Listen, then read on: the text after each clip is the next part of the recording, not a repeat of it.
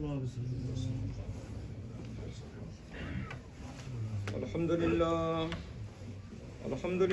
नहमदुहु व नस्तईनुहु व नस्तगफिरुहु व नु'मिनु बिही व नतवक्कलु अलैहि व नऊज़ु बिल्लाहि मिन शुरूरि अंफुसिना व मिन सय्यिआति अअमालिना मन यहदिहिल्लाहु फला मुदिल्ल लहु व मन युद्लिलहु फला हादिय लहु व अशहदु अन ला इलाहा इल्लल्लाहु वहदहु ला शरीका लहु व अशहदु अन्ना मुहम्मदन अब्दुहु व रसूलुहु अम्मा बाद फ़इन्न खैरल हदीस किताबुल्लाह व खैरल हदी हदी मुहम्मदिन सल्लल्लाहु अलैहि वसल्लम व शर्रल उमूरि मुहदसातुहा व कुल्लु मुहदसतिन बिदअह व कुल्लु बिदअतिन ज़लालह व कुल्लु ज़लालतिन फिन्नार अऊज़ु बिल्लाहिस समीइल अलीम मिनश शैतानिर रजीम बिस्मिल्लाहिर रहमानिर रहीम वयसअलूनक अनिर रूह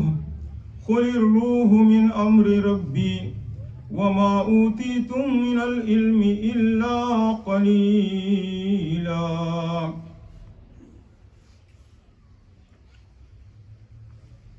अल्लाह के नबी सल्लल्लाहु अलैहि वसल्लम से कुफ़ारान कुरैश और उलमाए यहूद ने एक सवाल ये किया था कि रूह की हकीकत क्या है।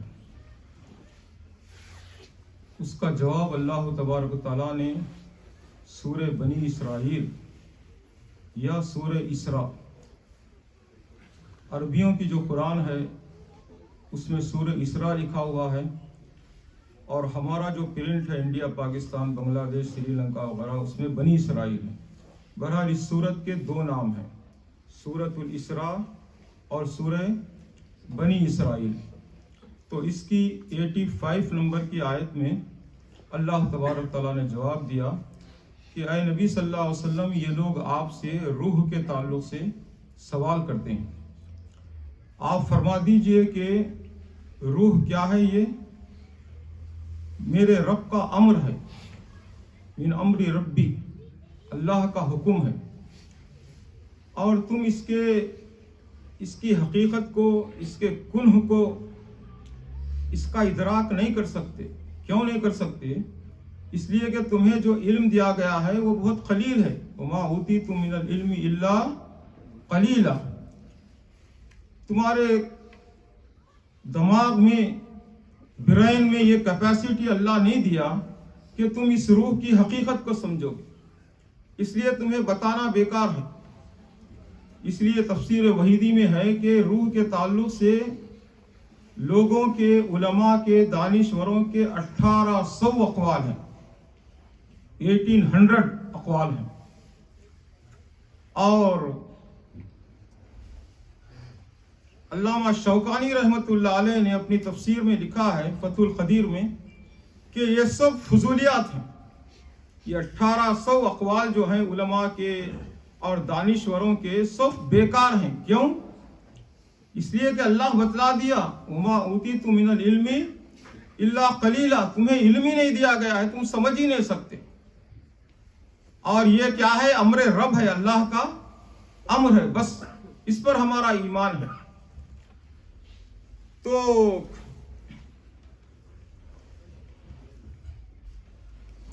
ये रूह जो है ये शिकमे मादर में डाली जाती है, माँ के पेट में, माँ के रहम में ये रूह अल्लाह तबारक व तआला डालता है और उसकी तकदीर और उसके सारी चीज़ों को अल्लाह लिख देता है। अल्लाह ने कुरान हकीम में सूरह बकरा की 28 नंबर की आयत में फरमाया, कैफा तकफुरूना बिल्लाह व कुंतुम अमवातन सुम्मा अहयाकुम सुम्मा युहीकुम सुम्मा युमीतुकुम सुम्मा इलैहि तुरजाऊन। कि कैसे तुम अल्लाह का इनकार करते हो? तुम मुर्दा थे, अल्लाह ने तुम्हें जिंदा किया, फिर तुम्हें मारा, फिर तुम्हें जिंदा किया और उसी की तरफ तुम्हें लौटना है। तो ये सूरह बकरा की 28 नंबर की आयत से क्या मालूम हुआ कि हम 2 मरतबा हमें ज़िंदगी मिली और 2 मरतबा हमें मौत मिली। यानी हम जब पैदा नहीं हुए थे तो अल्लाह उसको भी एक मौत शुमार करता है कि तुम मुर्दा थे, बाप के सुल्ब में थे या माँ की छातियों में थे, कहाँ थे तुम। लेकिन जब अल्लाह के अमर से तुम वजूद में आ गए तो एक जिंदगी मिली, और फिर अल्लाह ने मौत दिया तो एक मौत और एक जिंदगी। फिर उसके बाद इस दुनिया में मरेंगे, हर एक को मरना है, कुल्लू नफ्सिन ज़ायक़तुल मौत। तो कितने हो गए? 2 मौतें हो गई। और उसके बाद फिर उठाए जाएंगे कहाँ? रोज़े हशर में, क़यामत में। तो वो कितने होंगी? दूसरी जिंदगी होगी। अगर खबर का अगर मिला लिया जाए तो फिर 3 जिंदगियां होंगे। वो एक्सेप्शन है, मुस्तस्ना है वो खबर में जो सवालात और जवाबात वगैरह होते हैं। और काफिरों ने भी कहा था रब्बना अमत तनस्नतैन वो अहयई तनस्नतैन, अये हमारे रब 2 मरतबा तू हमें मौत दिया और 2 मरतबा हमें जिंदगी बख्शी। तो अंदाजा फरमाइए कि और इन सारों का मकसद क्या है? तबारकल्लज़ी बियदिहिल मुल्क व हुवा अला कुल्लि शैइन क़दीर अल्लज़ी खलक़ल मौता वल हयाता लियब्लुवकुम अय्युकुम अहसनु अमला व हुवल अज़ीज़ुल गफ़ूर। कि इनका मकसद यह है कि अल्लाह तुम्हें आजमाना चाहता है दुनिया में भेजकर कि कौन कितना अमल किया है। जिसका अमल अच्छा होगा उसकी जजा अच्छी होगी, जिसका अमल अच्छा नहीं होगा उसकी जजा नहीं होगी, उसको सजा दी जाएगी। तो अंदाजा फरमाइए कि रूह पर इसका असर होगा। और इंसान दुनिया में आने के बाद अगर कोई ये कहे कि भाई फला आदमी 60 साल की उम्र में वफात पा गया है, तो इसका मतलब यह कि वो कितने साल उसको हकीकी जिंदगी मिली? 40 साल जिंदगी मिली। क्यों? 20 साल क्या करते रहा वो? 20 साल सोते रहा वो। क्योंकि हर आदमी, नॉर्मल आदमी 24 घंटे में 8 घंटे क्या करता है? सोता है। तो इसका मतलब 1/3, 1/3, 1/3 अगर 90 इयर्स की किसी की उम्र थी इस दुनिया में, तो इसका मतलब 60 साल वो दुनिया में जिंदा रहा और 30 साल क्या करते रहा? नींद में रहा वो। इसीलिए अल्लाह के नबी सल्लल्लाहु अलैहि वसल्लम ने हमें जो दुआ सिखाई है सोते वक्त, वो क्या दुआ है? अल्हम्दुलिल्लाहिल्लज़ी अल्लाहुम्मा बिस्मिका अमूतु व अहिया। अल्लाह मैं तेरा नाम लेकर अमूतु मरता हूं, और अगर तेरी इजाजत हो तो फिर मैं जिंदा हूंगा। ये नहीं दुआ सिखाई अल्लाह के नबी सल्लल्लाहु अलैहि वसल्लम ने कि ये पढ़ो कि अल्लाह मैं तेरे नाम से सोता हूं और तेरे नाम से मैं बेजार हूंगा। अल्लाहुम्मा बिस्मिका अनामु व अयखज़ु नहीं कहा। आपने फरमाया अल्लाहुम्मा बिस्मिका अमूतु व अहिया, तेरे नाम से मरता हूं। सोने को अल्लाह के नबी सल्लल्लाहु अलैहि वसल्लम ने मौत से ताबीर फरमाई। क्यों? इसलिए कि अन्नौमु उख्तुल मौत, नींद क्या है? ये मौत की बहन है। इसलिए कि कई लोग नींद की हालत में ही अल्लाह को पूरे हो जाते हैं, प्यारे हो जाते हैं। तो इसलिए और जब उठते हैं, बेदार होते हैं, तो अल्लाह के नबी सल्लल्लाहु अलैहि वसल्लम ने दुआ सिखाई अल्हम्दुलिल्लाहिल्लज़ी अहियानी बादमा अमातनी व इलैहिन नुशूर। अल्लाह तेरा शुक्र है तू मौत देने के बाद फिर मुझे जिंदा किया। ये नहीं कहा अल्लाह तू नींद देने के बाद फिर मुझे बेदार किया, नहीं, मौत देने के बाद तूने जिंदा किया। इसलिए कि सोने के बाद रूहें कहां जाती हैं? अल्लाह तबारक तआला ने सूरे जुमर की 42 नंबर की आयत में कहा अल्लाहु यतवफ़्फ़ल अनफुसा हीना मौतिहा वल्लती लम तमुत फी मनामिहा फयुमसिकुल्लती क़ज़ा अलैहल मौता व युरसिलुल उख़रा इला अजलिम मुसम्मा इन्ना फी ज़ालिका लआयातिन लिक़ौमी यतफ़क्करून। 42 नंबर की आयत सूरे जुमर में अल्लाह तबारक तआला ने क्या फरमाया कि तुम जब सोते हैं तो तुम्हारी रूहें कहां जाती हैं?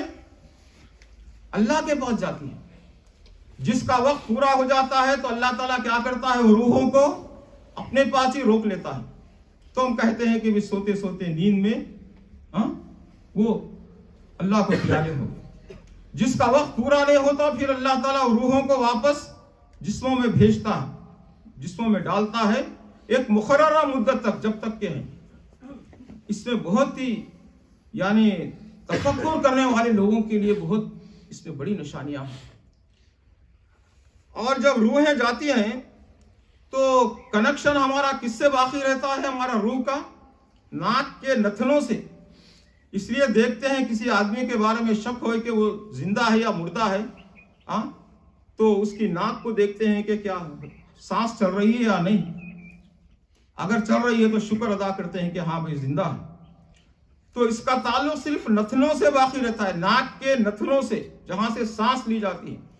बकिया सारे जिस्म से रूह निकल जाती है, अल्लाह के पास चली जाती है, लेकिन जान रहती है उसके जिस्म में।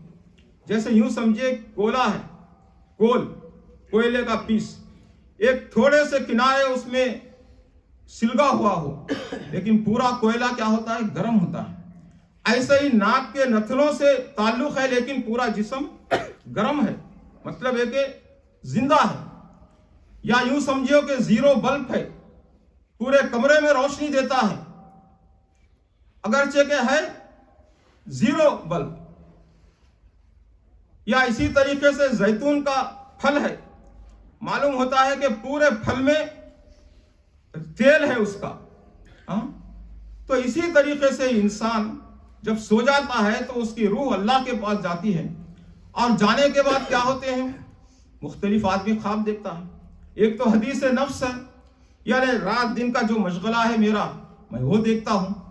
कोई बिजनेसमैन है तो बिजनेस कर रहा है, भागताव कर रहा है, और कोई क्रिकेटर है तो वो चीख रहा है, फुटबॉलर है तो किके मार रहा है नींद के अंदर, और जनाब कोई अपने मुल्क को पहुंच गया है, किसी की शादी हो रही है, कोई स्वीट ड्रीम देख रहा है, कोई अगर उसे हिला दे, नींद उसकी बेदार हो जाए तो कहता है अरे रे रे रे रे, मैं बड़ा स्वीट ड्रीम देख रहा था, बड़ा मैं मीठा ख्वाब देख रहा था, अपने लोगों में था और ये हो रहा था वो हो रहा था। हम इनकार करते हैं? नहीं इनकार करते। रात दिन हमारा मुशाहिदा है, हम देखते हैं क्या होता है। आदमी अच्छा ख्वाब भी देखता है, जैसे मशहूर है ना, बिल्ली के ख्वाब में चिचड़े, बिल्ली के ख्वाब में चिचड़े नजर आते हैं। तो इस तरीके से आदमी अपना जो माइंड होता है, हदीस नफ्स, उसके मुताबिक वो ख्वाब देखते रहता है, इसकी कोई ताबीर नहीं। और बुरे ख्वाब भी देखते हैं। तो बुरे ख्वाब देखें तो यह है हदीस में कि आदमी बेदार हो तो बाएं तरफ थूके और उसके बाद औज़ बिल्लाह ताऊस पढ़ ले, करवट बदल कर सो जाए, और अगर तौफीक हो तो वजू कर ले, 2 रकात नमाज पढ़ ले। यह है बुरे ख्वाब। और अगर सच्चे ख्वाब, नेक ख्वाब देखे तो किसी को ना बताए, अपने मुखलिस को सिर्फ, जो उसकी ताबीर दे सकता है। तो क्यों? हदीस में है कि सच्चे ख्वाब क्या है, नबूवत का 46वां हिस्सा है। नबूवत का 46वां हिस्सा, 46वां हिस्सा है नबूवत का। वो क्यों? अल्लाह के नबी सल्लल्लाहु अलैहि वसल्लम की मक्की जिंदगी नबूवत की कितनी थी? 13 साल। और मदनी जिंदगी कितनी थी? 10 साल। 23 ईयर्स आपकी नबूवत की जिंदगी थी। तो 23 ईयर्स में पहले 6 महीने अल्लाह के नबी सल्लल्लाहु अलैहि वसल्लम को सच्चे ख्वाब नजर आते थे। वही नहीं आती थी जिब्रील अलैहिस्सलाम के जरिए, बल्कि जो ख्वाब देखते आप वही सच्चे हो जाते। 6 महीने सच्चे ख्वाब देखते। इसलिए हदीस में कहा गया, अगर किसी को सच्चा ख्वाब नजर आए तो नबूवत का 46वां हिस्सा है। हदीस में कहा गया, इनक़ताअतिल वही इल्लल मुबश्शिरात, वही का सिलसिला मुनक़ते हो गया है। नबी सल्लल्लाहु अलैहि वसल्लम के बाद अब वही किसी को नहीं आएगी, लेकिन मुबश्शिरात, खुशखबरियां, गुड न्यूज का सिलसिला बाकी है। वो क्या है? सच्चे ख्वाबों के जरिए। और वो दीन में कोई इजाफा नहीं करते। हर साल जैसा आता है, मदीने में कोई शेख अहमद सोए थे, उनको ख्वाब में ये नजर आया कि इस साल इतने 1000 मरेंगे और उसको लोग अपनी जुबानों में शाये करते हैं, इसको शाये करें तो इतना फायदा होगा, नहीं करे तो इतना, ये सब बकवास है। क्योंकि दीन में कोई इजाफा नहीं हो सकता। अब शरीयत मुकम्मल हो गई है अल्लाह के नबी सल्लल्लाहु अलैहि वसल्लम की। अल-यौमा अकमलतु लकुम दीनुकुम व अतममतु अलैकुम निअमती व रज़ीतु लकुमुल इस्लाम दीना। कोई इसमें इजाफा नहीं और कोई इसमें कमी नहीं हो सकती है। तो इसलिए वो खुशखबरियां उनके लिए है, अपने लिए।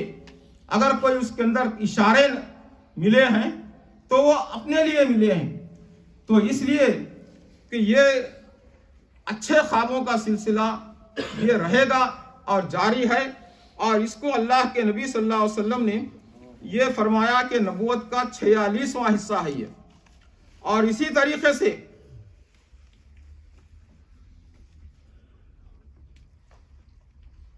आदमी जब मर जाता है, ऐसा मालूम होता है कि हमारी रूह जो है, सोल, ये मरई चीज है। मरई माने ऐसी चीज है जो दिखाई देती है, हमको तो नहीं, हम नहीं देखे, और जब देखेंगे शायद उसके बाद किसी को बोल भी नहीं सकेंगे। इसलिए कि जब रूह कब्ज की जाती है हमारी, तो आमतौर पर हम देखे हैं हमारे बुजुर्गों को, या जिसकी मौत आती है उनकी आंखें ऊपर हो जाती हैं। ऐसा महसूस होता है कि वो रूह का ताक़ुब करती हैं, पीछा करती हैं। तो मतलब है कि उनको पता चल जाता है कि मेरी रूह को ये फरिश्ता ले जा रहा है, ये फरिश्ते ले जा रहे हैं, इसलिए उनका पीछा करते हैं। हदीस में है, अल्लाह के नबी सल्लल्लाहु अलैहि वसल्लम फरमाया, जब रूह निकल जाए तो फौरी आंखें बंद कर दो, वरना डरावनी मंजर रहेगा, बाद में आंखें बंद नहीं होंगी। अल्लाहु आलम बिस्सवाब। और उसके बाद जब खबर में सवालात किए जाएंगे, मन रब्बू का, तुम्हारा रब कौन है। अगर हम एक रब की इबादत करते थे, इय्याका नअबुदु व इय्याका नस्तईन कहते थे, और किसी के सामने ना सर झुकाते थे, ना नजर नियाज करते थे, ना मांगते थे, ना इबादत, ना इस्तेआनत, ना गौसे आजम से, ना दाता दरबार से, ना अजमेरी बाबा से, ना फलां बाबा से, फलां बाबा से, कोई बाबा नहीं सिवाय अल्लाह के, किसी और को दाता और मुश्किल कुशा हम नहीं समझते थे। तब उसकी जबान से निकलेगा क्या निकलेगा? रब्बी अल्लाह, मेरा रब अल्लाह है। वरना वो पसंद हो जाएगा, मेरा रब कौन है भाई, ये है, वो है, ये है। दुनिया में हजारों को मुश्किल कुशा कहते थे, और फलां हर एक के पास जाकर झुकते थे, मारते थे, मांगते थे, सजदे करते थे। नहीं, सिर्फ एक, ये सर झुकेगा तो अल्लाह के सामने ये सर कट सकता है, लेकिन किसी और के सामने झुक नहीं सकता। उसके बाद सवाल होगा, माँ दीनों का, तुम्हारा दीन क्या है। अगर हम इस्लाम पर अमल करते थे तो जबान से निकलेगा दीनी अल इस्लाम, मेरा दीन मजहब इस्लाम है।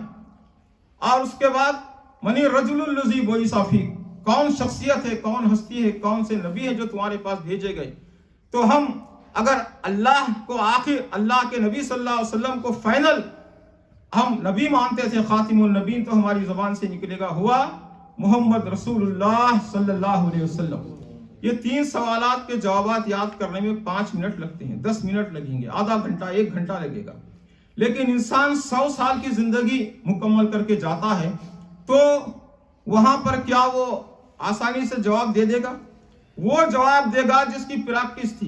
क्यों कि इंसान की सारी जिंदगी का परतव, रिफ्लेक्शन, उसका अक्स उसकी जिंदगी पर पड़ता है, वैसे जवाब निकलेंगे। वैसे सिर्फ ये 3 सवालात के जवाबात याद करने से वो जवाबात नहीं आएंगे।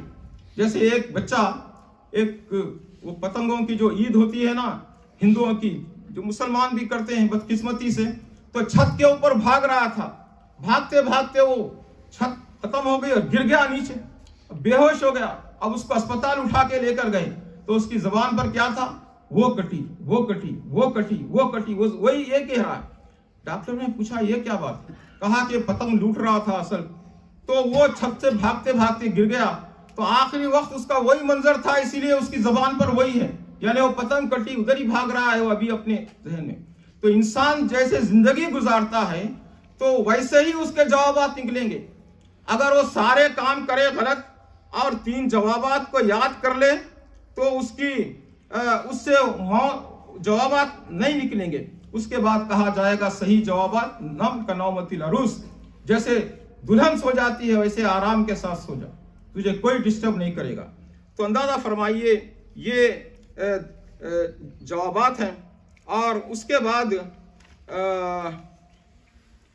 बाद है कि अब हर पहली दुनिया के बाद दूसरी दुनिया जो है वो बड़ी है।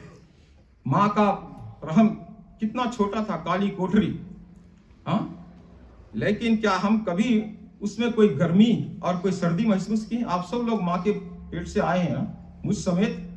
क्या कभी वहाँ एसी और डीसी की जरूरत पड़ी?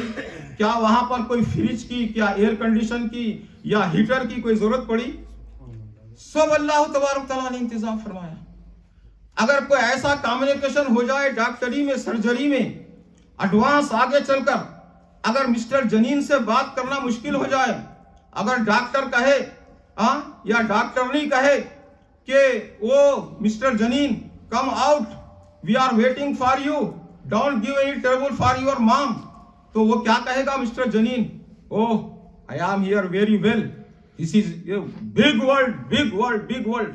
वो नहीं मानेगा कि इस पेट के बाद भी कोई और दुनिया है, इस दुनिया के बाद भी कोई और दुनिया है। वो कहेगा मुझे कोई तकलीफ नहीं है, मैं बड़े आराम से हूँ, बड़ी राहत से हूँ, तुम बेवकूफ बना रहे मुझे, बाहर आओ बोलकर। लेकिन बहरहाल आखिरकार वो एक वक्त में आ जाएगा बाहर और देखेगा क्या इतनी बड़ी दुनिया है, इतने बड़े आसमान है, इतने बड़े पहाड़ है, दरिया है, वगैरह वगैरह। और अब इस्लाम में कहा गया कि यहाँ से जाओगे तो इसके बाद की आने वाली दुनिया जो है वो इससे भी बड़ी है। हम लोग नहीं मानते, अरे क्या है ये सब, ऐसे ही बात है, नऊज़ बिल्लाह। हर बात आने वाली दुनिया पहली दुनिया से बहुत बड़ी हमें मांगना चाहिए। जैसे कुएं का मेंढक है, वो समझता है कि सब कुछ यही है, लेकिन बाहर जब आता है, निकाला जाता है, तो मालूम होता है कि ओ ये तो छोटी दुनिया थी, ये तो बाहर बहुत बड़ी दुनिया है। मछली का शिकार करते हैं, वो अपनी जगह दरिया में, समंदर में या कुंठे में या तालाब में या जहां भी रहती थी, वो समझती थी कि यही मेरी दुनिया है।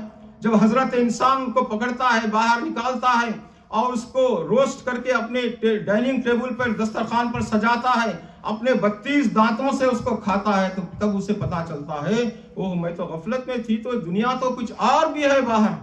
तो इस तरीके से हम अगर माने हमारा भला है, हम नेक काम करेंगे, अगर नहीं मानेंगे तो हमारा ही नुकसान है।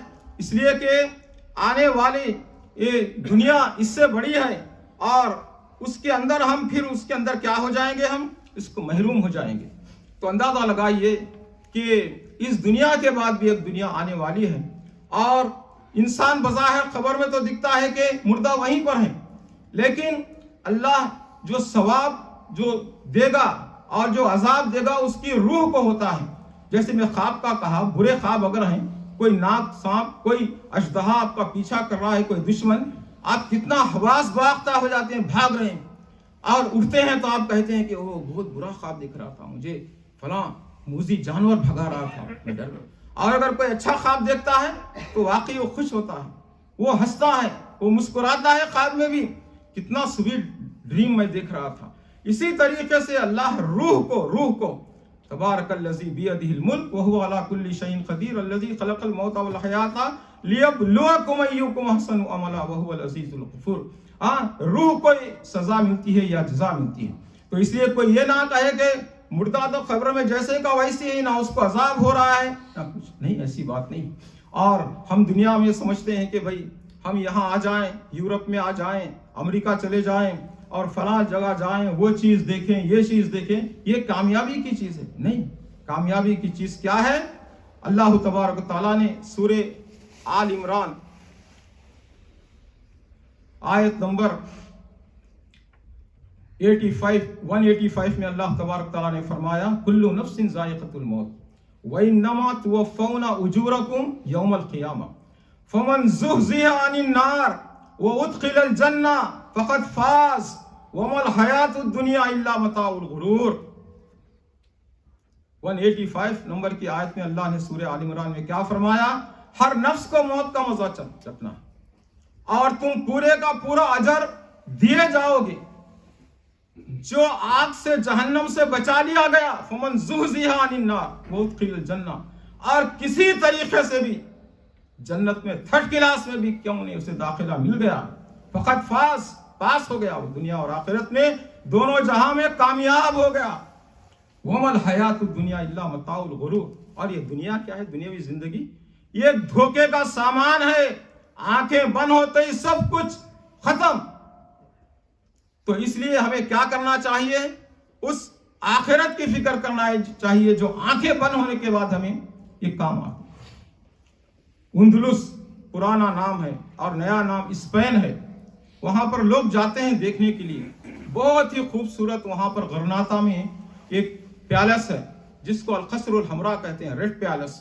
रेड पैलेस, लाल किला, मुस्लिम दौर हुकूमत के बनाए हुए बहुत जबरदस्त वहां पर इमारतें हैं। और वहां देखकर आदमी मबहूत हो जाता है, क्या फन तामीर था वो जमाने का।